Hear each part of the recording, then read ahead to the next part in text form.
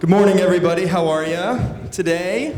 Welcome to the Corporate Social Media Summit. I'm Brian Smith. You've probably seen my name in a few emails. If I've bombarded your inbox, I'm terribly sorry for that. But Useful Social Media, we are a business intelligence company. We're located in London, and we have offices now in New York as of the last 18 months, which has been great for our organization. We not only produce business events, as a lot of you probably know, we produce a great deal of content, briefings, reports, etc. So we truly are a business intelligence company.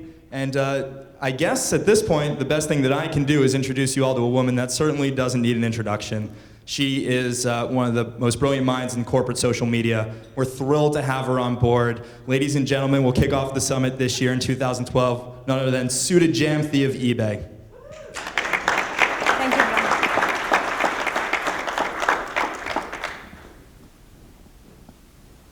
Hi, everybody. Hi, Sudha. It's such an honor. I love this conference. I was here last year. And the best thing I like about Brian's conference, Useful Social Media, is I think the audience is smarter than the collective speakers every single session. So I feel very humbled and honored to be here talking to all of you. So the topic I put here is on social media success. And I thought, I'm assuming everybody in this room works in social media in some form for some company, some brand. Yeah, I see heads nod. And talking about how every business is becoming social. Social is permeating our business in every dimension. It's from marketing, it's from PR, it's from HR, it's from product. I'm assuming we have consensus that it's happening all around us in all our different orgs, not just where we are driving it. So I thought it would be kind of redundant for me to say, yeah, it's happening all around the place and this and that, given how smart this audience is. So I thought, why don't I try a top 10 David Letterman style? And given it's, the opening keynote in the morning, maybe that will help us boot up. So I have top 10 social business success countdown, which means what do you do to make your business, your enterprise, B2B, B2C, startup, any brand, a true social business? Number 10, social permeates the business because of people like you and me. We are aiming, this is a quote I saw, I live on Twitter, like most of you know. So I saw this from Look Up Higher, more in his bio, but I thought that was applicable to us on what we do in our jobs. So we are aiming, planning, acting to make big things, good things for ourselves and for others. What I saw in here is everybody who's working on social media to bring social to their companies is actually doing it because it's joy. It's a pure joy. I mean, it's not like any other job. You can work in marketing, you can work in sales, you can go build product, you can do all kinds of things at different points of our careers. There are awesome jobs. We love what we are doing. But I think the unique thing with social, across the board, just being able to do social for a living, for full time, is pure joy. So I think most everybody who does it because they love it. And so what I realized is while you're doing it, so it's people like you who's doing it, is really permeating social in your companies. And by doing that, you're helping yourself. I think you should continue to do that. You should not stop and think for a minute. You should just continue doing that. And by doing that, you're helping others, your customers, everybody around you, and your company. That's my number 10. Number 9. Passion wins. Everything we are doing to bring social to the enterprise is about change, managing change. And managing change is not usually considered a fun thing. But with social, it's fun because we all do that with passion. Last night I was reading this article from Christy Hedges. I put people's names so you can tweet them, so it's not all my tweets. This was actually from one of her articles about public speaking. And I found that this was power in passionate purpose. And people get excited by passionate people around them, and they invest when they really feel that person is going to make change happen. I want to pause and talk about this for a minute, because there are a lot of people, a lot of brands which have social run by a single person team. At least it's initiated by a single person team who's scaling it, or in the process of scaling it, attempting to scaling it, unable to scale it, goes back to another place and scales it big time successfully in the other place. And there's all these stories, and it all starts with passion. You just believe, when nobody around you. So my story is the same. I started with social in 2007. I just said, I just forget what I've done for a living till then. I just want to do this social thing. And I've done this kind of a couple times, and I enjoy starting all over again, because you create something, you just build something from scratch, and it's beautiful. But the key thing I wanted to point out is, when you're passionate, people support you. Some people get support, and then they are able to scale. Some people don't get support, and they're not able to scale. And the key difference is, when people around you feel like they could trust that you're going to make the change happen. When you say, hey, traditionally marketing is used to talking to customers through all our standard channels, and 1% of our direct mail says this is our customer behavior. And you go and say, I talk to the real customer. And the customer says they're happy with us, or they're unhappy with us, they like this product, they like what we are doing. It's a huge change.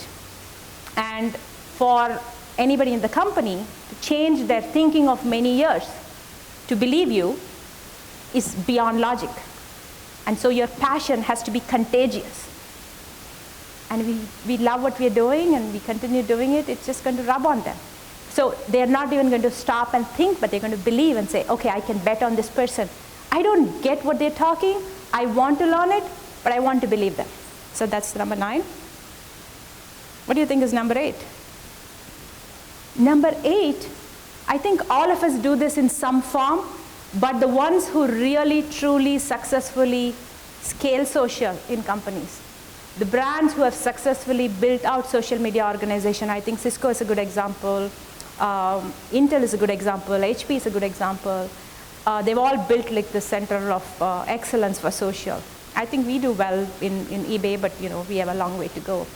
I would say the way the companies who are doing this successfully are doing it is based on building a foundation inside the company, and the way you engage your employees as your internal customers.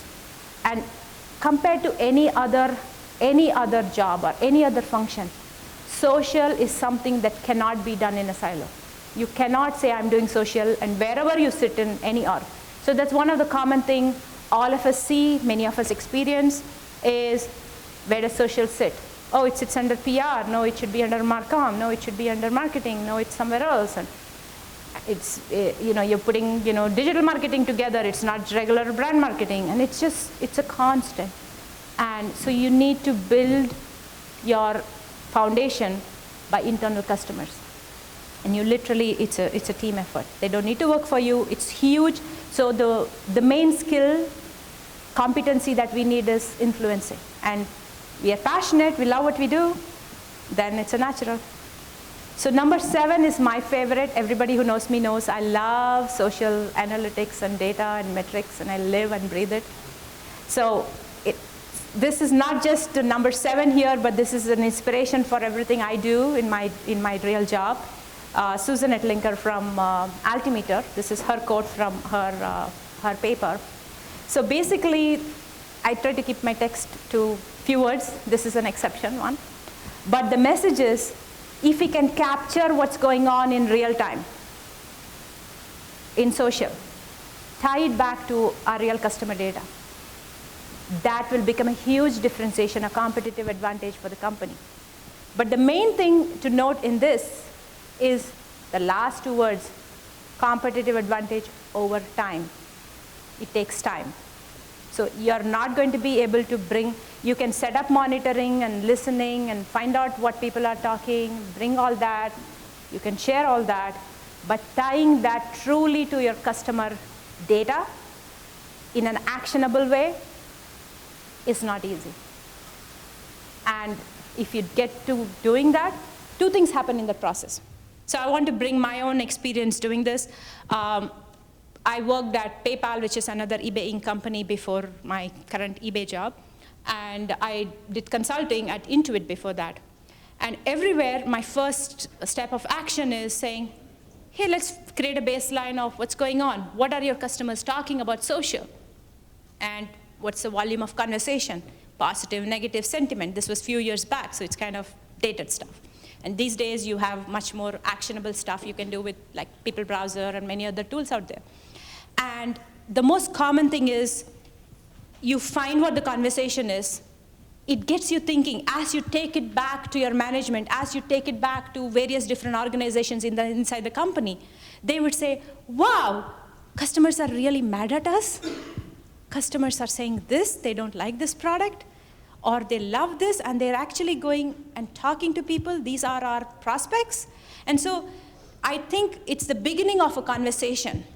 So I'm a big believer, it's a cliche, but I'm a big believer, if you can't measure it, you can't manage it. I would actually flip it the other way around for all of us as corporate social media practitioners. If you want to manage it, measure it. Think about what you want to manage. Don't think about, hey, I just want to set up this monitoring tool. I just want to create all these metrics out there and start reporting out. Think about what are you doing? What do you want to manage? What do you want to go take to the rest of your company so that you want to scale? Measure that. And then you manage that. Then you say, hey, I can do lead gen. I can manage our brand conversation. Whatever you do in your real function, right? Or you're building out product and you're engaging your customers in the cycle. But you look at that, you bring that data, and you say, here, I'm measuring it. This is the baseline of where we are. I've done my job, and see this grow. It's beautiful. Actually, I love it. I love the data for it because it validates what I'm doing is making an impact.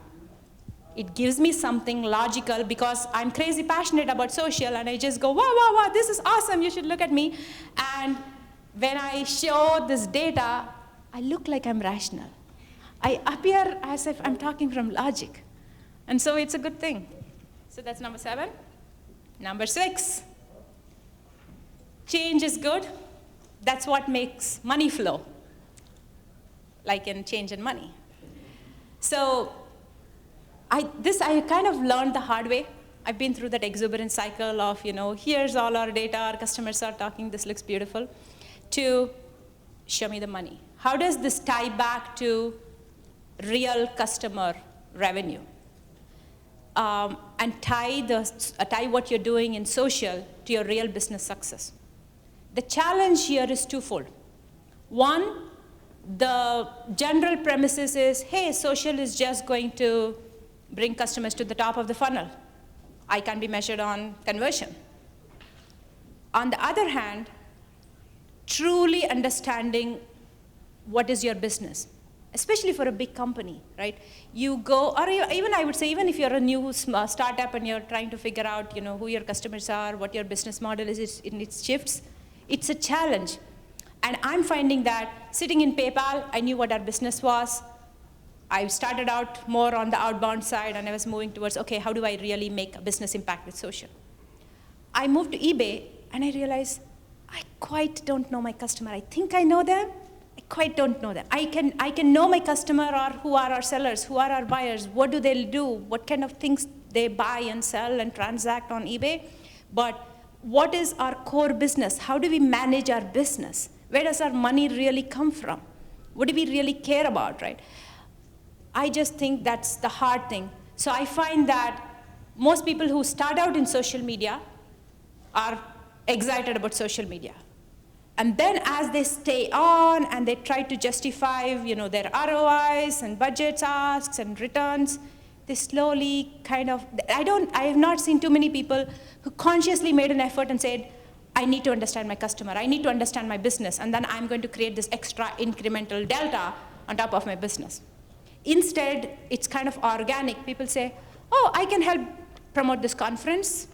I can go run this campaign. Oh, you're running a contest, and we can add social.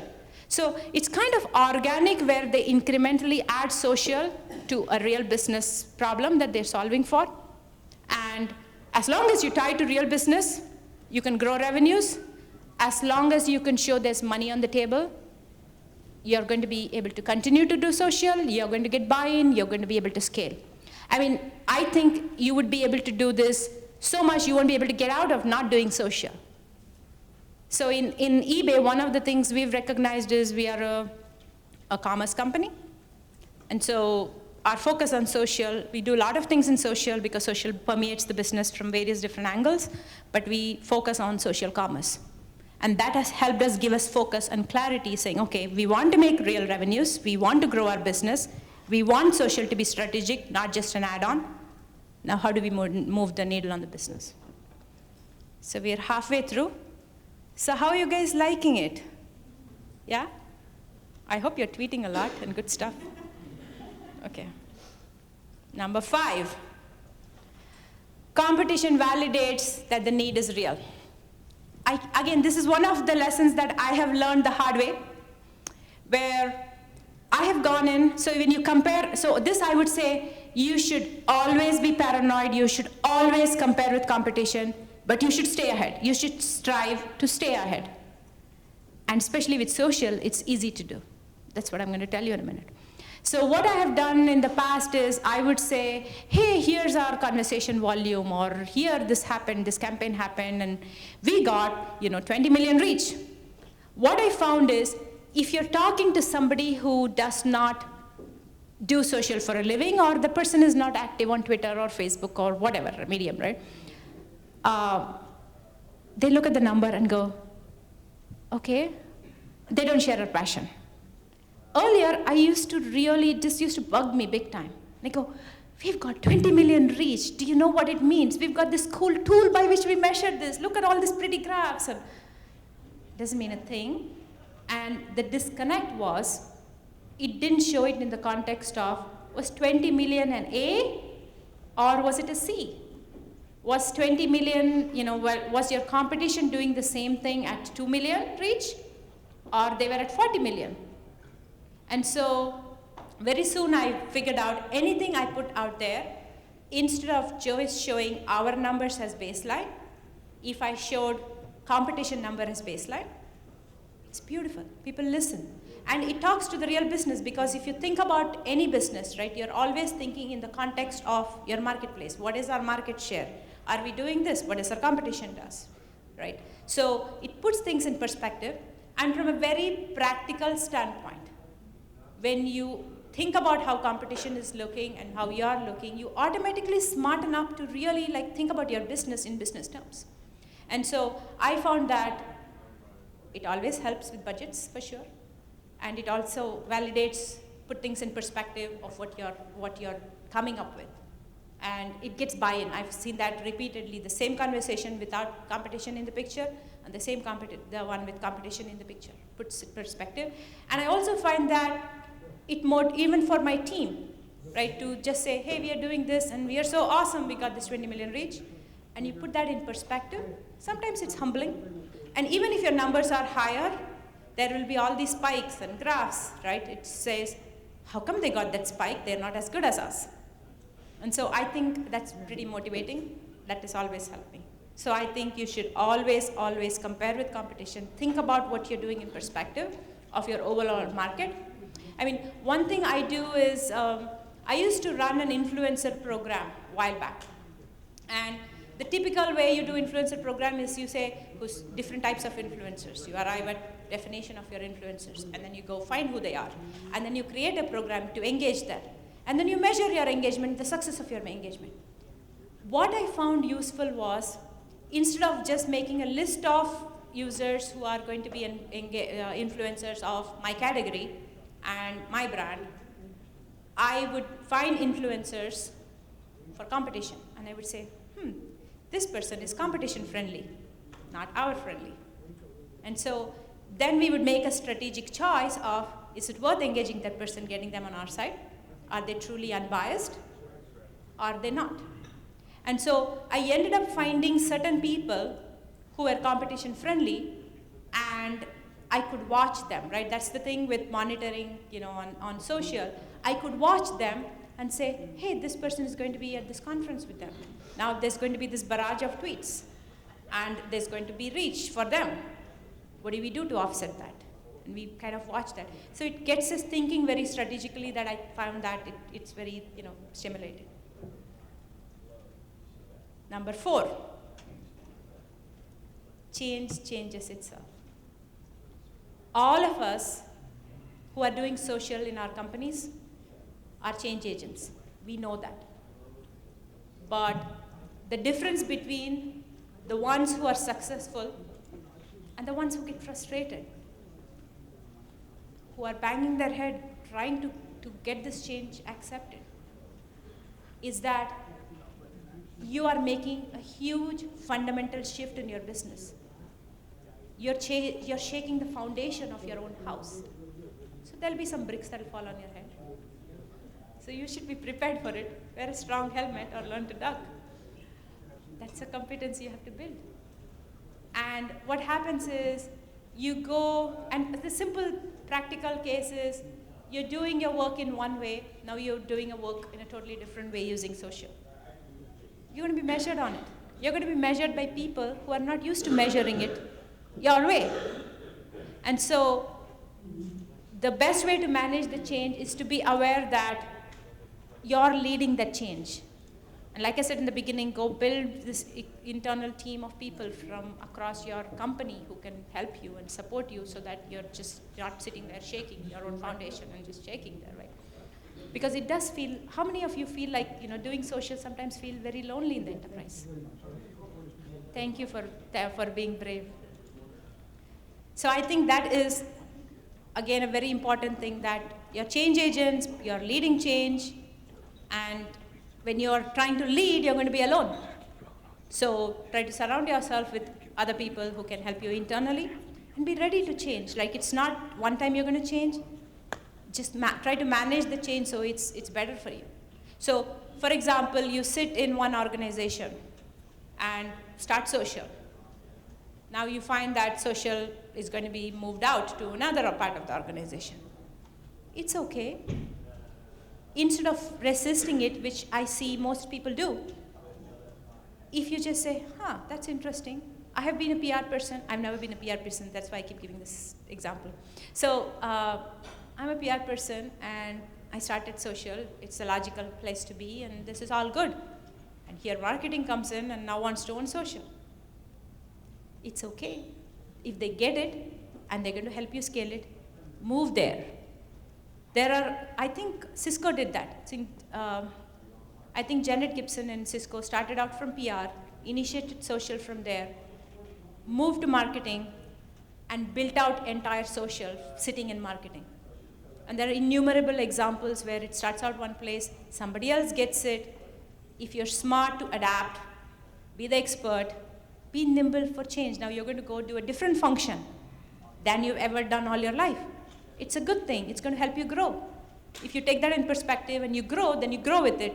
Otherwise, you just clash and resist, and they bring this other person from outside who doesn't get social as much as you, and then, you're not together, working together for the same company, for the same goals.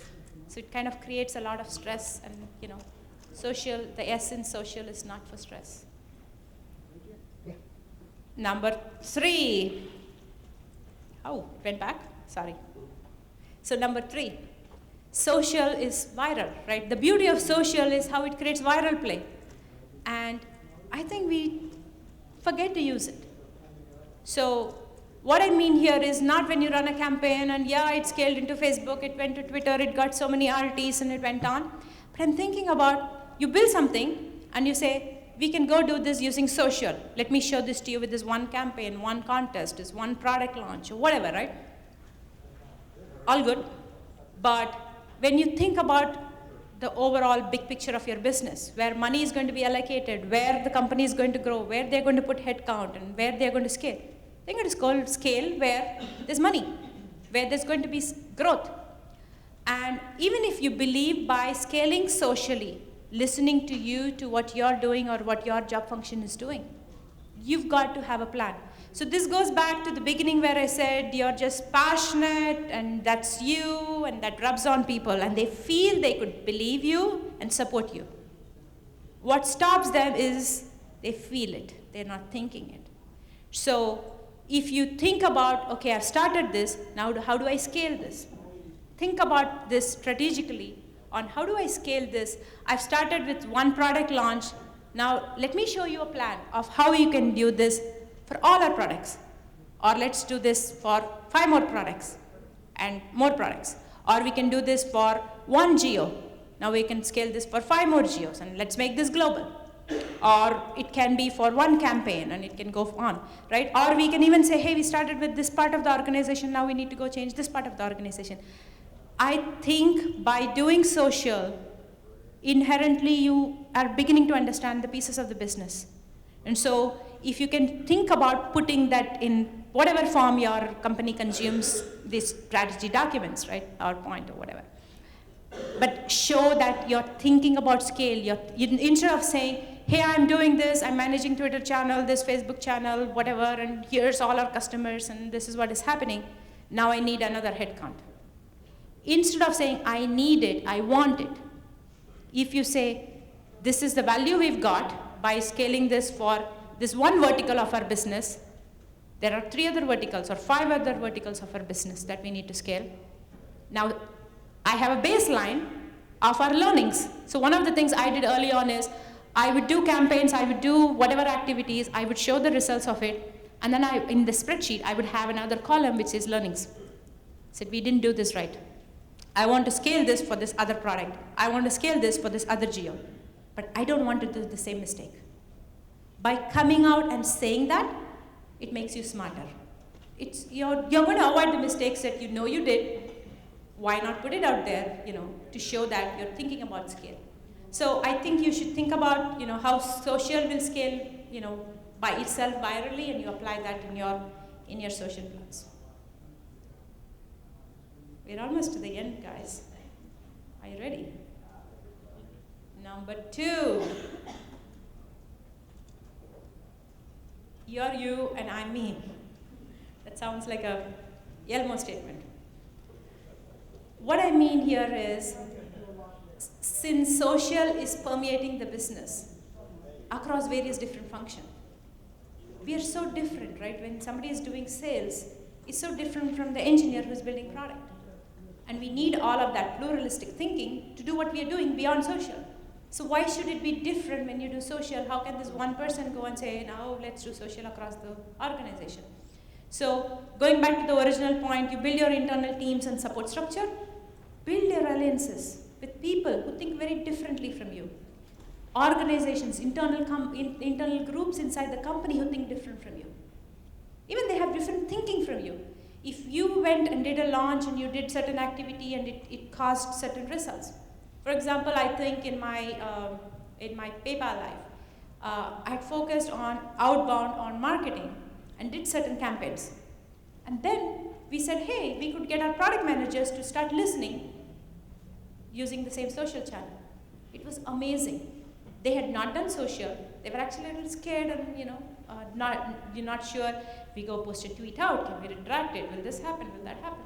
But then they started asking, when they started brainstorming, when they realized they could put a product out there before it's launched in scale, they could get feedback from the customers. They have brought amazing thinking. I do that now. I actually have moved to sit under the finance organization in eBay because I want to create economic value from social. I'm surrounded by people who think very differently. And it's so refreshing because they're not exuberant about social, they're exuberant about money. They're exuberant about our real customers. What are we doing for our real customers? And so that thinking is actually very good because that makes me smarter. So I find that when you're doing social, if you surround yourself by different thinking, people who challenge your thinking across the company, which is a given in any big company. And the main thing is, this becomes a disadvantage if you don't go and seek this out. They'll come anyway. They'll challenge your thinking and say, I don't think that'll work for PR, I don't think it'll work for something else, right? So instead of them coming to you and it works against you, you go seek them out and say, hey, I've done this in this function, but it's supposed to apply everywhere else. How do you think you'll apply this? I think those companies who successfully built out a center of excellence took that approach. So even in eBay, we look at social brand, we look at social customer service, and social commerce as 3 different pillars. And they think so differently. Somebody who's looking to do social customer service cares about engaging the customer, cares about not having a single unhappy customer, which is not super scalable, but they're fanatic about it, and we need them, right? And when you're thinking about building social commerce and product and the product experience, and are they clicking on this? Are they giving returns on that? And what are they liking? It's a totally different thinking. And so I just think building that alliances, proactively seeking out people and making sure, because social, and the recent addition I would say in my world in eBay is recruiting. And they are excited about social. They had one person who was doing social and who managed our LinkedIn channel, who went and tweeted. I think there's a eBay Careers, I think, which does tweets and stuff.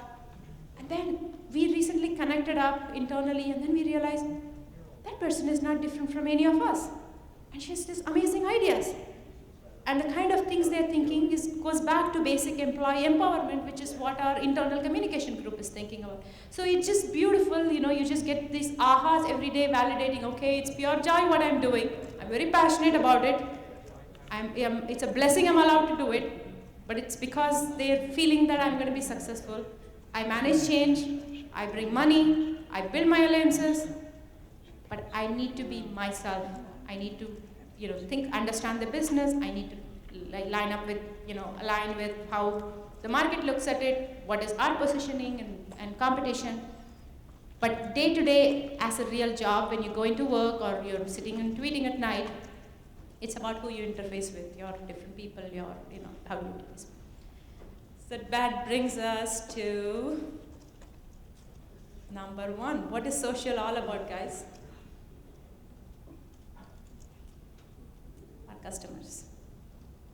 What we forget this, because we say this so often that we forget that social gives us a very unique power that you do not get with anything else, that you engage with your customers for real. You know your customers. For example, like I said, I've been an eBay user, I buy on eBay. I was not selling as much on eBay. And I said, but I need to know our sellers. I need to know what it means to be a seller. And being the social person that I am, I couldn't just go off in isolation and just, buy. And I think the relation between our buyers and sellers inside eBay is social by itself, but it's contained inside eBay. And so I started blogging. I have my own personal blog, but I started a whole new blog on my experience of finding my eBay, being a seller. What does it feel like every day? And it's so humbling, because I think it took me 3 nights, because I sit up at night doing this. The 3rd day I was humbled. I realized who pays my bills, who's my customer. And how hard it is. How do they do this? How they're so much smarter than me? How are they able to sell and make so much money? It's just amazing that and the funny thing is, since I tend to tweet, I don't think I even tweeted that I was creating this blog. And I thought, let me just do this, let it build up some momentum. And I started finding other eBay sellers or people who are blogging about eBay, selling, whatever, suddenly following me. And they're real sellers. And then you go there and there's some seller who runs a whole radio show around this. And it's just amazing. It's I feel like it's a big video game and you just got to the next level. I'm sure there'll be dungeons up there too. I will watch out for it. But just the point is, you get to engage with your real customer. If I did not do social, I've been in eBaying for 3 years now, on any job in the past, right? Maybe I'll go to a conference and I would see my customer, right? Who's marketed to, who comes, we give all this fancy swag, they'll come and talk to us, right? But proactively, a customer just coming and engaging with us, connecting with us, telling us for real who they are, what it feels like to be a customer. And then they tweet, they follow me on Twitter, and they tell me they drink the same coffee. We share a lot of things in common. So, but the point is that you engage with your customers, you listen to your customers, I think most everybody I've seen, and I've done the same mistake too, when you get started with social, you're excited about engaging with real people and real customers. Over time, especially because this is corporate social summit, I want to call that out. We tend to forget when we have corporate jobs and when you work in big brands and companies, people resist what you're asking of them. You tend to get very internal focused. And you forget that you bring the power to connect with real customers that only social can give. You cannot get that by anything else. You have to pay a hell of a lot of money to get on phone lines to hear a customer yelling at you for customer service. You have to pay a lot of money to go set up a trade show and get your swags and get a subset of customers who are going to come and talk to you, right? You're not going to be able to engage with the real customer sitting there in their living room, tweeting to you, saying how awesome your product is, why they like it, what is the one thing that you need to change so that you're ahead of competition. And you have that power only because your business is a social business and you're doing it because it's you. So with that, I'm done. If you have any questions, happy to take questions.